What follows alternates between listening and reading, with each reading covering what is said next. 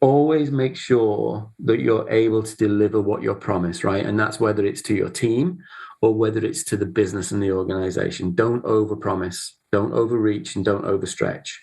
Payrollers, especially, build their reputation on delivery. Pay on time, every time, accurately. It's reputational, it's about delivery. Welcome to the Payroll Podcast with your host, Nick Day. Find out what it takes to truly discover what it takes to elevate your career within payroll as we meet with the industry leaders who are shaping the industry for tomorrow. Hello and welcome back to the Payroll Podcast. My name is Nick Day, CEO at JGA Recruitment Group, specialist payroll recruiters. And today I am super excited to welcome a director of worldwide payroll to the show. Today, we're going to be talking all about the journey to payroll directorship. So if you're listening to this, if you're a regular listener to the Payroll Podcast and you want to find out all about how you can become a payroll director in the future, or indeed, if you just want to experience the journey of someone else that's gone through that process, then this is going to be the show for you. We're joined today by Steve Bevan, who is an experienced director of payroll. He's skilled in employee benefits, design, deferred compensation, payroll process improvement, payroll transformation, global payroll, and more. And he has a really accomplished payroll career working for some of the world's biggest brands, including Apple, Itron, Shire Pharmaceuticals, Gilead Sciences, and Dell, to name just a few. And he's held a global payroll remit since 2008. Now, Steve became one of the very few payroll professionals to secure a payroll directorship title before the pandemic, way back in 2018. And this is a journey today we're going to be exploring in much more detail. He also possesses a degree in applied business and finance from the University of Derby. I'm really excited to welcome him to the show today. Steve, welcome to the Payroll Podcast. How are you feeling? Very good, Nick. Thank you. And thank you for inviting me along. I'm excited to share the journey. Fantastic. We're really, really excited to have you on the show. As I said, it's still a relatively new concept to even become a payroll director. There's still very few of you out there. So we're going to find out all about that during the course of this episode. But before we do, I'm going to start with this question I ask all my guests, which is this. What does the word payroll mean to you? What does payroll mean to me? Well, it certainly paid my mortgage for a long time. It's a transactional operation, right, within a business function, within an organization, to strip it down to its brass tacks. But I think it's a lot more than that. It's certainly something that I've chosen as my career from very early on. It's something that has a lot of opportunities, and it's something that has a lot of different strands to it, rather than just paying people into their bank accounts once a month, twice a month, once a week, whatever it may be. It's your livelihood. It's your livelihood. Well, let's get into that then in a bit more detail. I don't want to take this away from anyone that has a payroll directorship title, because there are others out there. But when it comes to talking about your career, Steve, you've been a worldwide payroll director for some huge businesses. Well, I think, potentially the title of director probably has a little bit more weight when you're working for some of the largest brands with huge workforces and global boundaries and all these things you've got to kind of contemplate and manage. I wondered if you could just give the audience a bit of an insight, a bit of a journey, if you will, from where you started your career, because you said right then that you've kind of enjoyed payroll since you found it, all the way through to where we are now as that sort of worldwide payroll director at Trellix.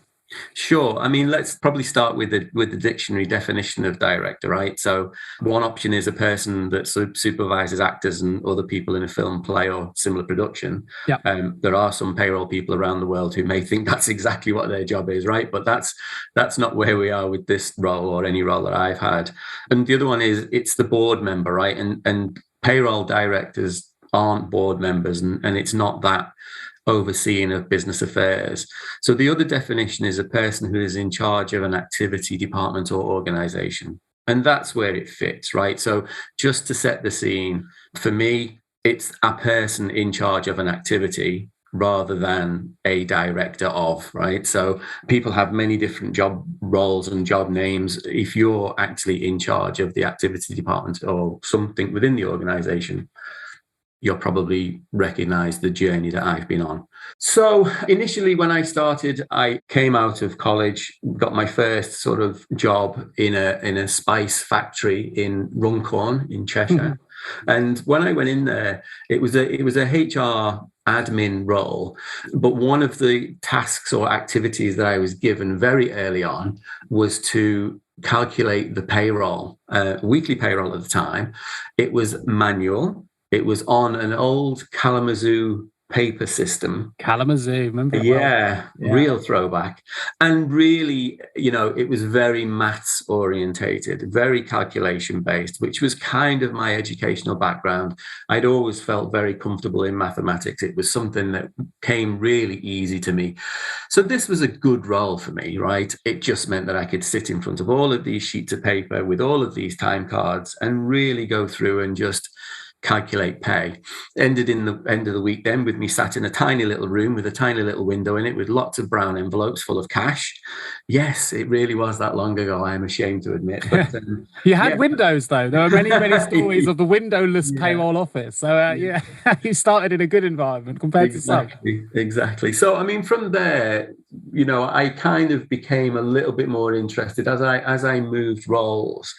I came a little bit more interested in the automation, if you like, of the payroll process. And at the time, people were moving away from manual calculation systems to these new bits of software that were coming out that were allowing people to do the calculations quicker and more automatic and concentrate a little bit more on the checking and the validation and the control. And so it was that piece really that then started to sort of hook me in, because the transactional piece was always very straightforward. So all mathematical based. It's not rocket science, as you've probably heard a million times. It's a mathematical equation that ends in a result. Outside of that, it was where payroll fits within the organization. That's what really started to hook me and interest me. And as I started to move through my next couple of positions, I took on some supervisory responsibility. And along with that came the management side, right? So it was the dealing with people. It was the issues that come along, with just having responsibility for people. It was being included in groups that were helping to make decisions for strategic approaches to day-to-day organizational things at a very low level. But these are the things that started to really hook me in. So I went on in the UK to sort of take on some management positions. At the time, SAP was a real big rollout within the UK. And I took up a couple of positions in a row where the payroll module of the HR, or the payroll piece of the HR module for SAP, was being implemented. And so my job was really to come in, implement the payroll, go through all of the process implementation piece, and then set up and recruit what you recognize now as centralized payroll shared service. Yeah. Then that was my role. That was my first introduction to the likes of ADP as outsourcers. It was my first introduction to system implementation, and really my first introduction into payroll reporting and how that could impact, influence, and help within the business. Came to Ireland 20 years ago, moved with the family over here. And then when I came over to Ireland, I really had an opportunity it was almost starting again from scratch. I didn't have a massive name within the payroll industry within the UK, but I was sort of starting to make some moves, and I'd done some articles in a few little places. And so I came here, and it was a chance to really sort of start that again and bring the experience and the knowledge that I'd gained to a whole new arena. And I came here straight into setting up EMEA payroll shared service centers. And each of the roles that I've taken on seems to have followed the same pattern. It was about centralizing payroll operations, implementing new systems, streamlining operations, recruiting the right team, motivating, training, and all of those things. Every time I've sort of moved on to another role, it's been an increase or an enhancement on those experiences. Initially, when I was here, it was an EMEA payroll that expanded to EMEA and APJ. My next role then was more of a global role, except for the US. The Shire role then took in, a little bit more of the globe. And so I kind of expanded my experience and knowledge as I moved on from role to role. Nice, and that's really transparent as well for those that perhaps haven't seen your LinkedIn profile. I'll put it in the show notes, but it's a really progressive career journey, and something that it's nice because every step I can see, every decision I can see you've made in your career seems like a logical one from a progressive perspective. When you look at the titles, the brands, the things that you've been doing, the increased remit, which is really quite interesting. It's been very much an elevated journey rather than, it doesn't appear to be too many sideways steps, Steve. It seems to be each time a slightly new challenge, a slightly broader remit that's helped get you to, I guess, that directorship level. One thing I'm really interested in then, because right in your introduction here, where you defined what a director is, we're seeing now, particularly post-pandemic as recruiters, a huge number of payroll, and it really is a huge number based on what we were doing before, of new payroll director kind of level positions coming to the market. Perhaps it's because the important role of payroll has been really thrust into the limelight post-pandemic. Key workers. It's certainly the importance of payroll seems to have improved in the eyes of HR, finance, and board level directors that are viewing it. But with all that said, then, are these payroll director titles, in your view, part of just a new trend, a title trend, if you will, or are they genuine director-led roles with director-level, in inverted commas, responsibilities? It's a great question, right? And without wanting to be critical of other people's decisions or other people's roles, it is a growing trend, right? And there's an upside to that in that it's great for payroll, right? It's great for the industry. So it's another level at which people can strive and attain to achieve. So if it gives people the drive to study and to learn and to gain experience from different roles and progress, it's another marker for people to sort of push for, right? And I think that's great. So I'm absolutely 1,000,000% behind it for that reason. I'm a firm believer in payroll as an industry, as a career, and this adds to that. It gives that level, right? The downside of it, I guess, is, and I don't want to be thinking negative. Some organizations will concede to that role to keep their talent, right? And talent, especially in payroll, it's in high demand. It's never been more competitive, top payroll talent right now. So I can understand that. Absolutely. It's great to see. If I was in that position where a director role had been created to keep me, I would question, is it the right thing for me? And that's just me saying personally, right? So if it's a role that's created because the business feels as though there's a need and you move into it, you're probably getting what you want from that role. If the title has been created to keep you where you are, firstly, it's a great thing. Your organization loves you and they really want to keep you. But is it going to give you what you want from that role? It's probably your current role with a new badge. Okay, well, let's hold that thought then just for a moment, because I want to take you right back to the second question, or the right part of the question where you define director. How then does the director of payroll role differ from, say, a global head of payroll or a senior manager of global payroll, or whatever the title might be that's senior enough but doesn't have that director-led element? If you were to make the distinction between a head of payroll, then if you use that as the example, and a director of payroll, where does that change? Because I would argue a little bit, to play devil's advocate, that your definition at the start of this conversation would also apply to someone who's working at a global head of level. So where do you see that distinction difference? I would say if you're already in a position where you have as much autonomy and control and influence in the decision-making within your organization, then really, really pushing for a director role within your current role, it's probably really not where you want to be focused, right? So, I guess a director role, more strategic than operational in theory, although everyone rolls their sleeves up, right? Yeah, sure. So it's more strategic alliances with the HR organization, with comp and ben policy, involved in a lot more planning, future planning with regards to policies on pay, on retention, on how you attract people, on the best ways in which the organization can move forward. So not necessarily operational payroll, but more organizational strategic decisions where you can offer your experience in an overall business decision, right? A lot more of control and compliance, a lot more involvement in control and compliance, and a lot more responsibility for control and compliance and audit, right? So often in large organizations, usually US multinationals, they will have an audit board. And as a director of payroll, you will be spending a lot of time with that audit board.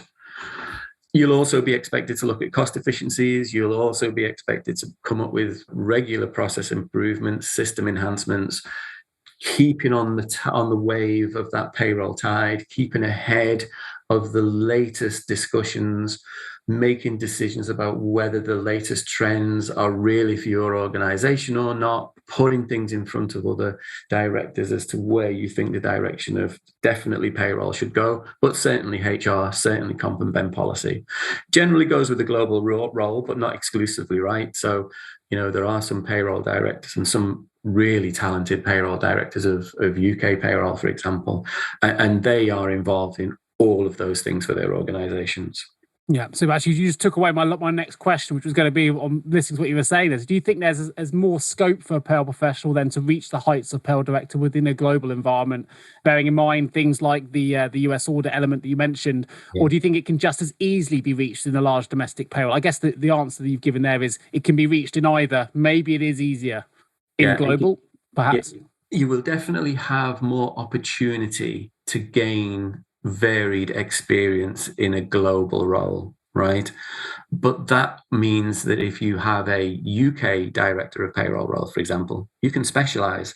And so it comes back to that old argument of generalist or specialist. Yeah. One thing I thought was really interesting that and I brought a smile to my face when you mentioned at the start of your, descriptive way of talking about what a payroll director does, or what you certainly do. And you mentioned talent and retention.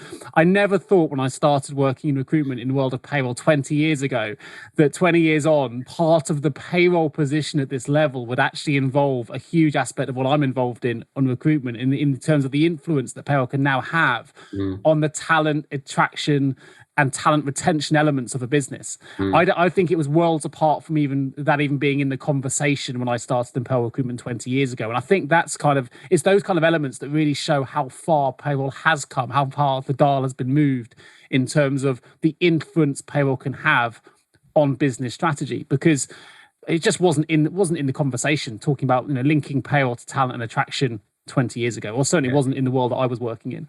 Yeah, you're absolutely right. And, it's one of the things that really still gives me a buzz today when we bring somebody into the team that hasn't necessarily thought of payroll as a career choice. Maybe they've followed the accounting route and they've sort of come into payroll as a secondment or something. But then, once they're in and we can manage to develop them and give them experience and show them the wide variety of things that they can get involved in within payroll, to see that person then choose to stay within payroll and to progress, to take up more responsibility, and to actually then, and it's happened in my career to date, where people in my teams are now some of the most talented payroll managers, senior managers that are out there, and certainly within Ireland. I mean, there are some terrific payrollers over here. I mean, I know in the UK, it's really been the hotbed, right? So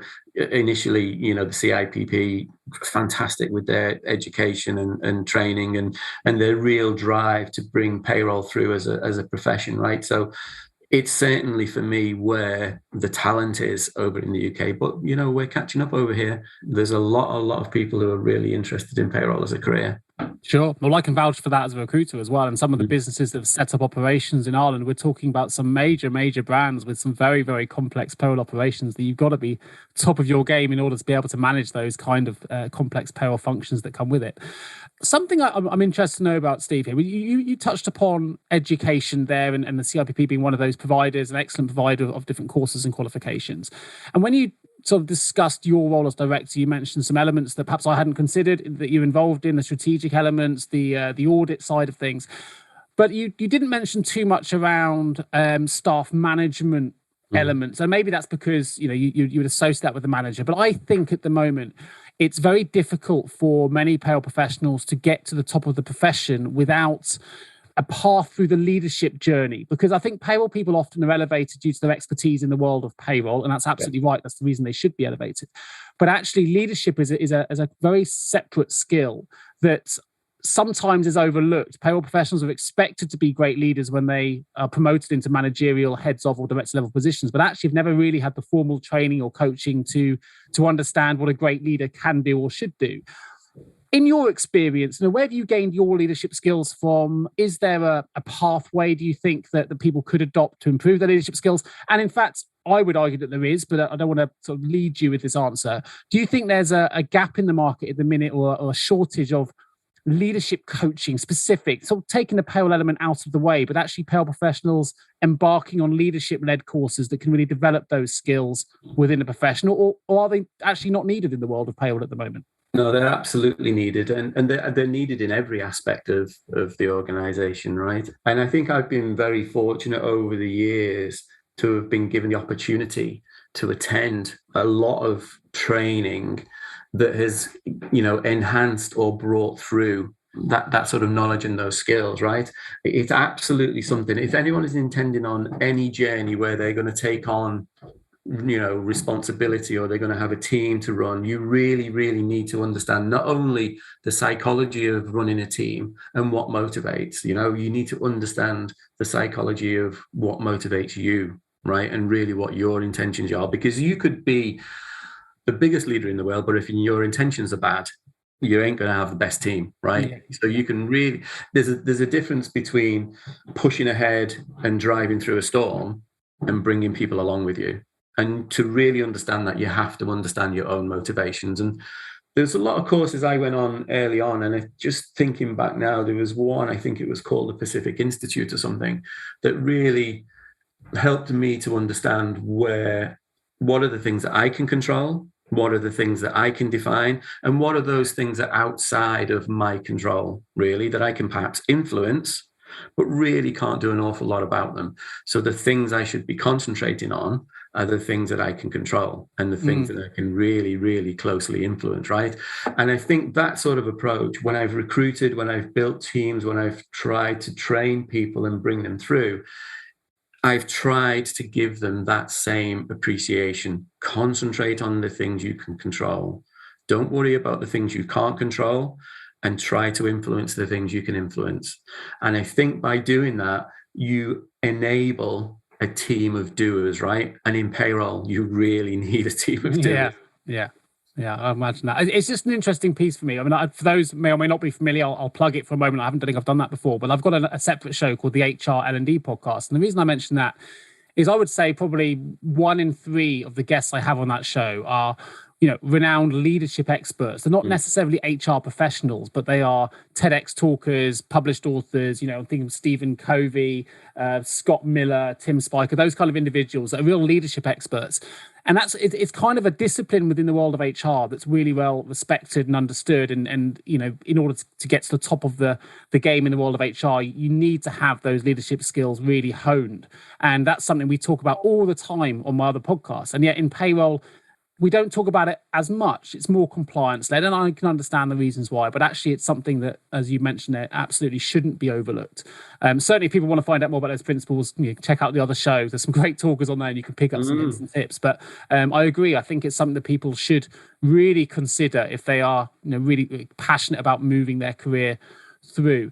And I guess just focusing on that subject for a moment, Steve, as a director of worldwide payroll, how are you viewed by your HR and finance counterparts? I don't want to have a his and us versus them kind of mentality here, but often I hear in the market that perhaps payroll isn't viewed in the same light or with the same respect.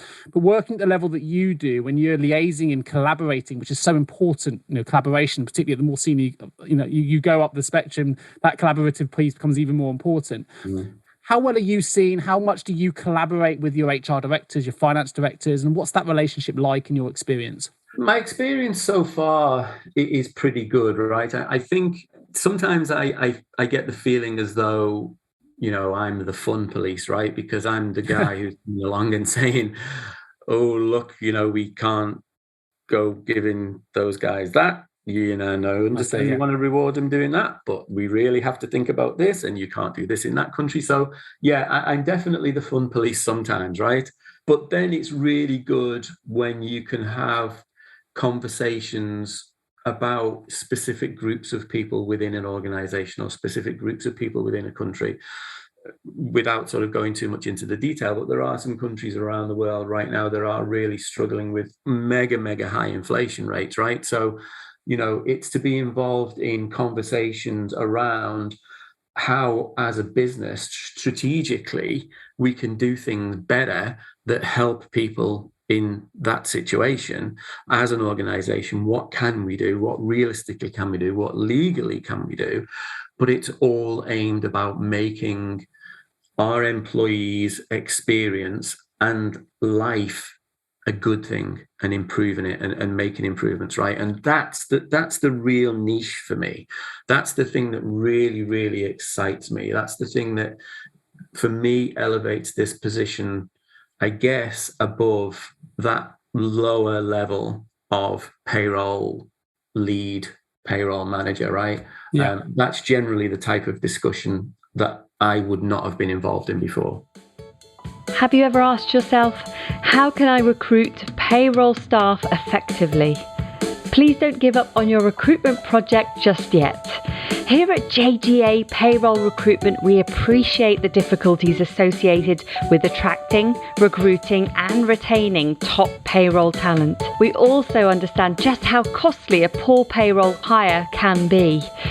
JGA Recruitment are a niche payroll recruitment agency who will partner with you to resource payroll candidates who will improve both the accuracy and efficiency of your payroll department. Contact us today on 01727 800 377 or visit jgarecruitment.com to find out more. Let's build it out a little bit then. I'm a payroll manager listening to this, okay? And I'm you know what? I've got aspirations of progressing my career. I want to get to where you are, Steve. I want to become a payroll director, be it in a domestic or a global payroll operation. I'm really passionate about getting there. What are the 3 or 5, or you pick the number, kind of critical deliverables that you would suggest that individual either gain skills in or pitch to their HR director for, to say, I want this promotion, these are the things I'm going to bring that move from operational to strategic? What would the 5 strategic elements be that people need to start getting a grasp of if they really want to make that kind of step forward? Firstly, and this has always been through my career, link in with good people, right? Yep. Link in with the experts. Whatever you need to do, however you need to do it, wherever you need to find them, but you really need to link in with the people that know the things that you need to know. And I know that's a very general comment, but, for an example, Melanie over at the GPA, I linked in with Melanie very early on. And I found that organizations like hers have a good link in with many multinational organizations that have been through this type of thing before, that have experience to share and are willing to share it. And so that's definitely one of the things that I would recommend. The second thing is, always make sure that you're able to deliver what you're promised, right? And that's whether it's to your team or whether it's to the business and the organization. Don't overpromise, don't overreach, and don't overstretch. Payrollers, especially, build their reputation on delivery. Pay on time, every time, accurately. It's reputational. It's about delivery. And so if you want to move through the payroll organization, get a senior role in payroll, learn very early on what you can deliver, make sure you deliver. Don't overreach, don't overstretch, and push back. Nice. The third thing I would say is make sure as much as you possibly can to keep up with the current trends. What's moving and shaking within the industry at the moment. Some of them may not work for you. Some of them may give you a hybrid idea, but always keep in touch with what's moving. Always look to recruit where the expertise is. Don't restrict yourself to one location. Geolocations are expanding ever so rapidly at the moment. Sure. Expertise is appearing all over the world. Don't restrict yourself to a location for when you're trying to hire the right people. And I think the final thing is, and again, this is the fun police bit, right? Compliance. compliance, compliance, compliance. No matter what the organization is trying to do, no matter how hard the pushback is, you have to be compliant. No, brilliant advice. I'm hopefully people could have been taking notes, or you can rewind this little section and make those notes again. I really appreciate you sharing that with us, Steve. On your own journey, has there been any particular individual? I mean, you mentioned the GPA there. Mel does some brilliant work on global payroll, and absolutely right to highlight that. I've known Mel and worked with Mel for nearly 20 years myself, so she's excellent in that world of global payroll.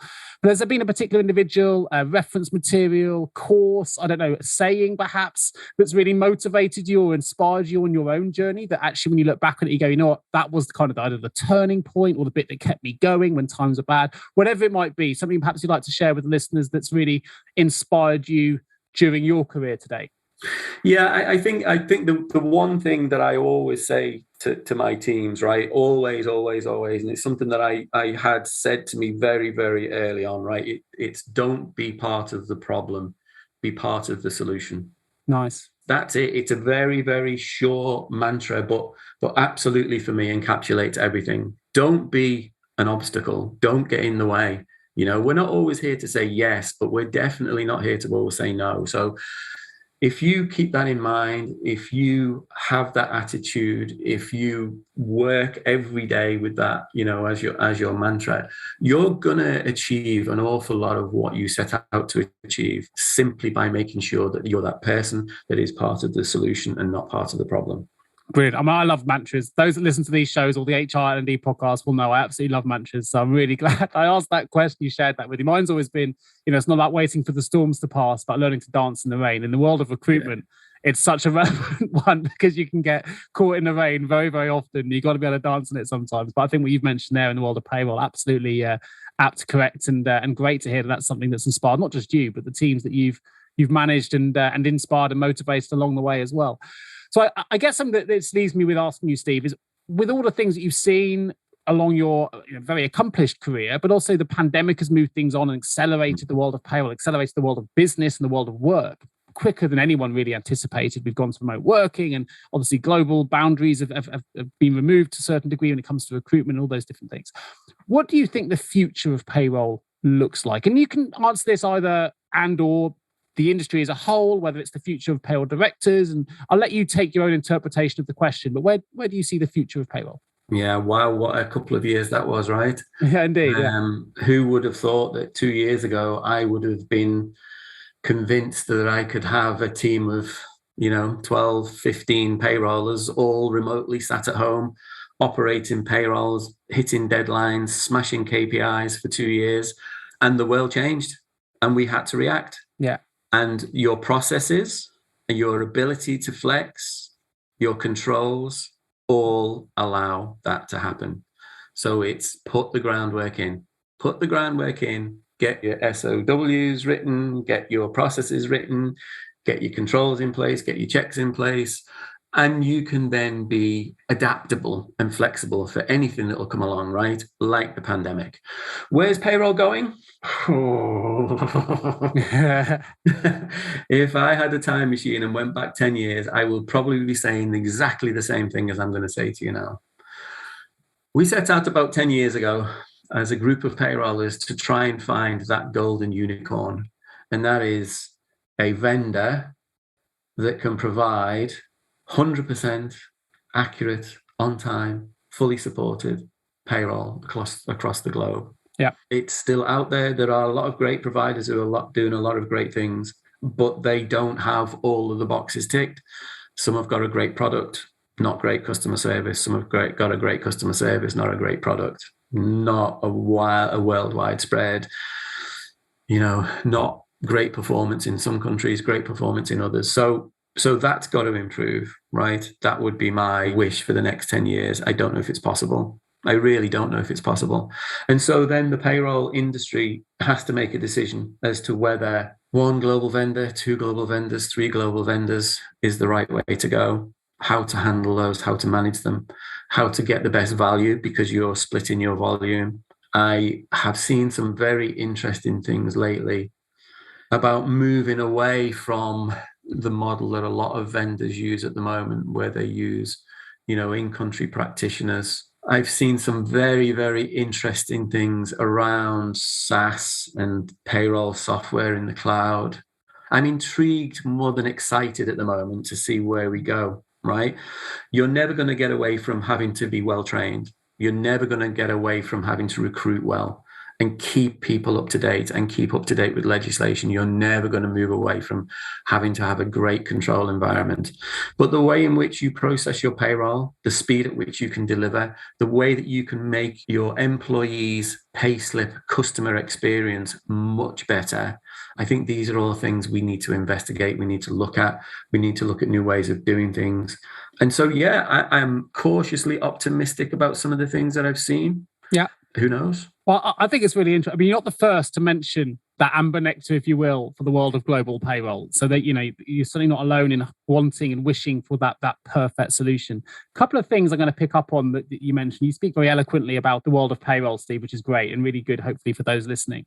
As a director, I think this is a director level observation for me in terms of what you're doing. Clearly, you at your level, you're being pitched solutions, be it SaaS, global, vendor, whatever it might be, on a very regular basis. Let's be honest, the world of technology and providers that perhaps never entered the world of payroll before have all been enlightened and have all been woken up to the size of the business opportunity in front of them in the world of global payroll. And suddenly we're seeing new suppliers come into the market from every single angle, from every single location.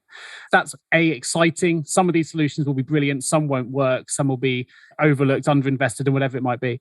But I guess from your perspective, as a director of global payroll operations, one of your tasks is not to be influenced too much by all the shiny things that must be put in front of you. I know I get them from a recruitment angle all the time. The next best thing is always in my inbox every single morning. It's a new solution. And I've got one part of my brain says, oh, that looks amazing. That could change our business. The other half kind of says, hold on, be cautious. Have I seen this before? Is it repackaged in a different way? It must be quite difficult because you want to give the best payroll experience to your employees globally. You want the best compliance, you want the best experience, the best automation. How hard is it? And how many solutions are you being pitched on a regular basis for you to keep that kind of level of sensibility about what is being pitched and what you should move forward with and where you should invest? Is that a real tricky part of your role as a director of payroll? It is. And you're right. There are lots and lots and lots of new pitches that come along on a regular basis. And I guess, so I suppose, firstly, you have to apportion some of your time to look into this, right? So it would be easy to pull up the shutters and try to ignore it and just let it pass you by because you're far too busy with everything else.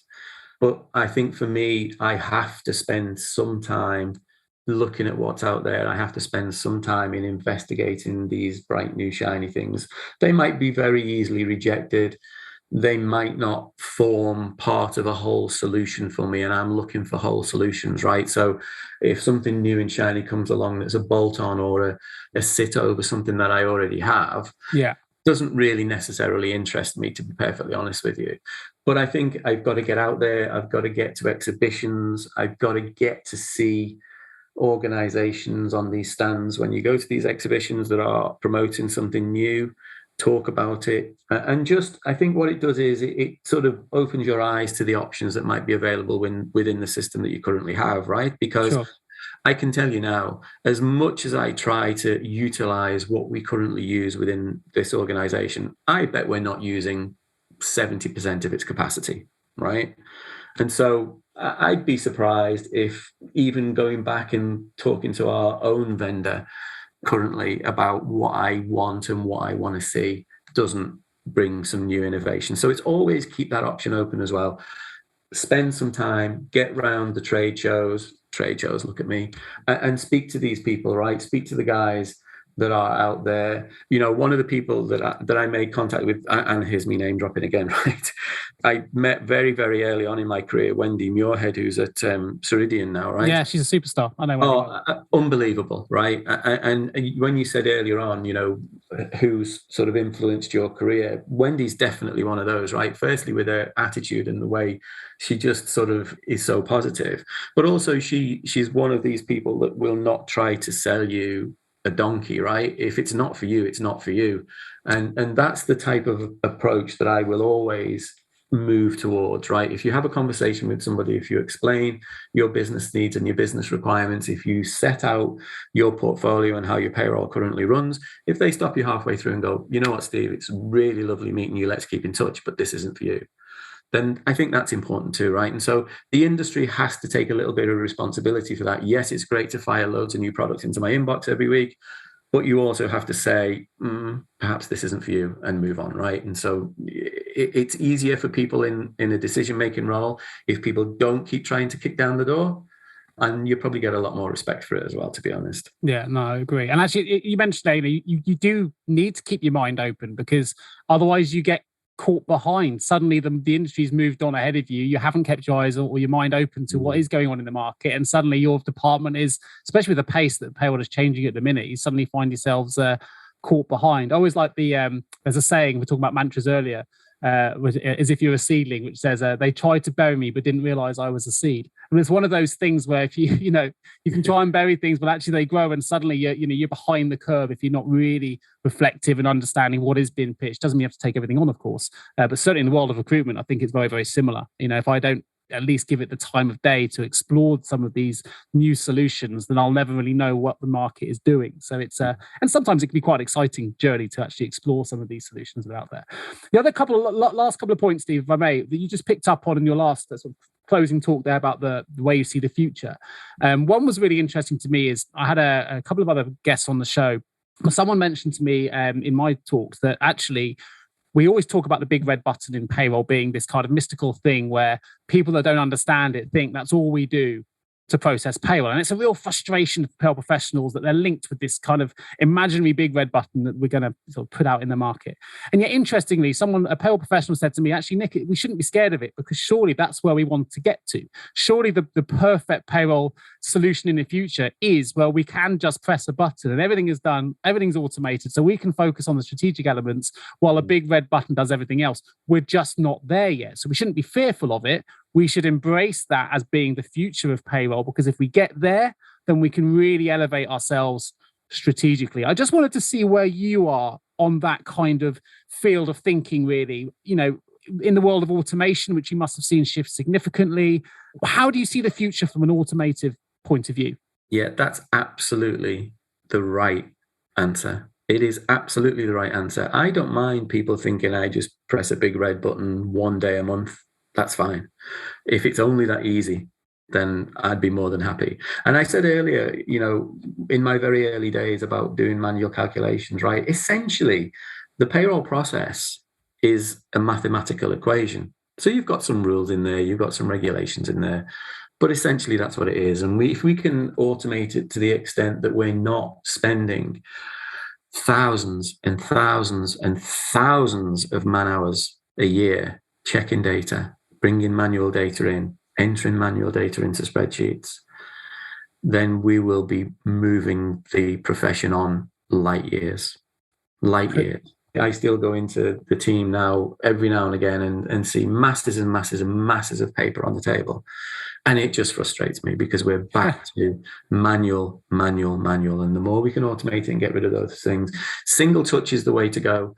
One key entry in an upfront system that then feeds all the information in through to the payroll is absolutely the way to go. The less human fingers that are on things, the more accurate it's going to be. And so I'm always looking for ways in which we can automate and improve.